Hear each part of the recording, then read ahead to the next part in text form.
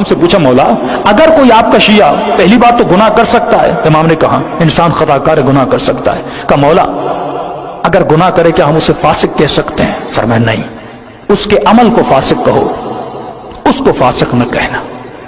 فاسق العمل ہے پر طیب الروح ہے. ہمارا چاہنے والا عمل کا تو فاسق ہو سکتا ہے لیکن اس کی روح کیا ہے؟ پاک ہے. کہنے لگا مولا کیسے پتا چلے وہ آپ کا حقیقی شیعہ ہے؟ فرمایا اگر گناہ کرنے کے بعد اس کے چہرے پہ ندامت کو دیکھو، پشیمانی کو دیکھو تو سمجھ جانا ہمارا ہے. لیکن اگر گناہ کرنے کے بعد گناہ کی لذت اس کے وجود میں باقی رہے. کسی نے پوچھا مولا توبہ کب قبول ہوتی ہے؟ امام نے فرمایا تمہاری توبہ تب قبول ہوگی جب تو توبہ کرنے بیٹھے، فار ایگزامپل دعائے کمیل میں توبہ کرنے بیٹھے، جس گناہ سے توبہ کر رہا ہے اگر اس گناہ کی لذت تمہارے وجود میں باقی ہے تو سمجھ جانا تمہاری توبہ قبول نہیں ہوئی. جب تک اس گناہ کی نفرت تمہارے دل میں نہیں آتی فرمایا تب تک تمہاری توبہ قبول نہیں ہوتی. تو پہلی نشانی فرمایا اگر گناہ کرے تو پشیمانی اس کے وجود میں ہو. جب تک پشیمانی نہیں ہے فرمایا تب تک یہ ہمارا شیعہ نہیں ہے اور مقابلے میں آ سکتا ہے. دوسری چیز معصوم فرماتے ہیں فرمایا کچھ ایسی عادتیں، کچھ ایسے گناہ انسان کے وجود میں ہوتے ہیں جو گناہ ان کو اولیاء خدا سے دور کر دیتے ہیں. یہ گناہ ایک ایسی کثافت ہے، ایک ایسی نجاست ہے جو لوگوں کو اہل بیت سے دور کرتی تھی. یعنی جس طرح میگنیٹ ہوتا ہے، اگر آپ کے وجود میں گناہ ہے قرآن کہتا ہے انما یرید اللہ لیذھب عنکم الرجس اہل البیت ویطہرکم تطہیرا کہ اہل بیت کو ہر طرح کی رجس اور نجاست سے دور کیا. اگر نجاست میرے وجود میں آئے، اگر جھوٹ کی نجاست میرے وجود میں آئے، اگر بغض و نفاق و حجب و حیا و اپنا ریاست طلبی کی نجاست میرے وجود میں آئے تو فرمایا کبھی بھی تو اہل بیت کے قریب نہیں جا سکتا. کیونکہ جب تک نجاستوں کو دور نہیں کرتا تب تک اہل بیت کے قریب نہیں جاتا. جب تک اپنے وجود میں طہارت کو نہیں لاتا تب تک اہل بیت کے قریب نہیں جا سکتا. موسم پہ پہلی نشانی فرماتے اگر گناہ کرے تو گناہ سے توبہ کرے. دوسری نشانی فرماتے ہیں کچھ ایسے گناہ ہیں جن کی توبہ تو ہو سکتی ہے لیکن ایک ایسا گناہ ہے اگر انسان کے وجود میں ہو انسان اہل بیت کا دشمن بن جاتا ہے. مولا یہ کون سا گناہ ہے؟ فرمایا یہ گناہ لقمہ حرام کا گناہ ہے.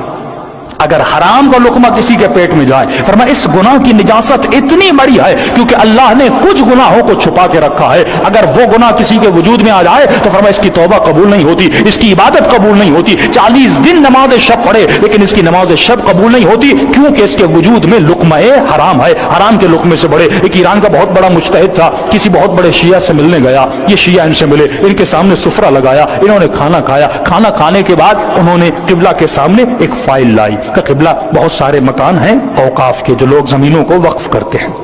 ایک زمین ہے اگر آپ سائن کر دیں اس پہ بڑا اختلاف ہے، یہ ون سائیڈڈ ہو جائے گی، ہمارے ہاتھوں میں آ جائے گی. یہ سمجھ گئے یہ کھانا کھانا نہیں تھا، یہ رشوت کا کھانا تھا. کھانا اس لیے کھلایا تھا تاکہ فارسی میں کہتے ہیں تھوڑی بہت چربی بڑھائی جائے تاکہ مولانا سائن کر دیں.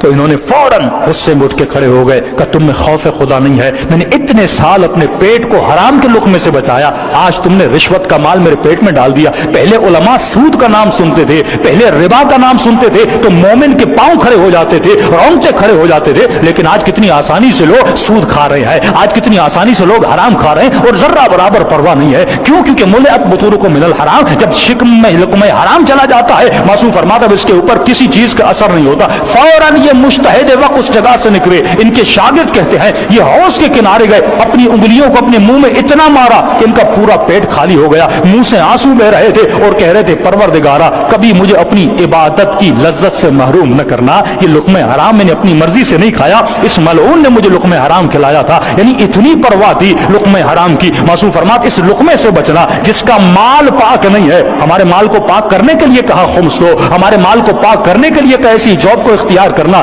ایسے پیسے کو اپنے گھر میں لانا، ایسی غذا کو اپنے سفرے پہ لانا کہ جب یہ تمہارے بچے اس غذا کو کھائیں. کتنے سال زندگی میں رہو گے لیکن اگر دنیا سے چلے جاؤ گے، اگر حلال کا مال اپنے بچوں کے سفرے پہ نہیں رکھا، کل مر جاؤ گے. یہ بچے اس مال سے کیا کریں گے؟ اگر عیاشی کریں گے، اگر گناہ کریں گے، نقصان کس سے ہوگا؟ تمہیں ہوگا. لیکن بچے کی تربیت ایسی کی جیسی حسین ابن علی نے کہی اگر مر جاؤ گے یہ بچہ ایک بسم اللہ الرحمن الرحیم پڑھے گا. رسول خدا فرماتے ہیں کئی دن سے کئی مہینوں تک اس کا عذاب جہنم ختم ہو جاتا ہے بچے کے ایک بسم اللہ الرحمن الرحیم پڑھنے سے. صلوات پڑھے محمد و آل محمد.